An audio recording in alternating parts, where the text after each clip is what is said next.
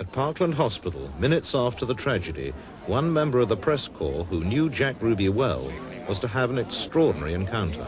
Reporter Seth Kantor.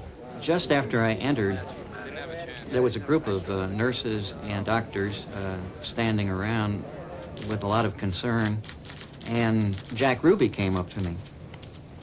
He said something to the effect that, "Isn't this just terrible?" And he looked as if he was extremely distressed.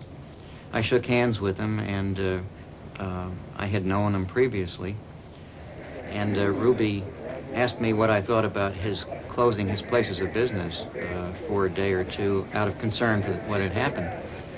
And I told him I thought that was a good idea and to please excuse me, I had to go on. I guess that encounter with Ruby took maybe 25, 30 seconds.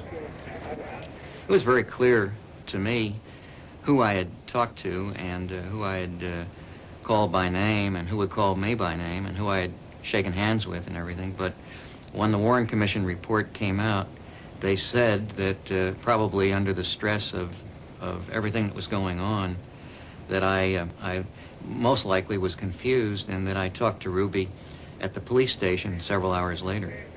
Ruby denied he'd been at Parkland, and the Warren Commission believed him rather than Seth Kantor.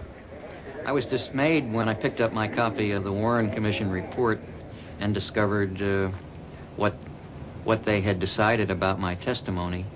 And among other things, I immediately began to wonder, who else they had talked to, who they chose not to believe, and why.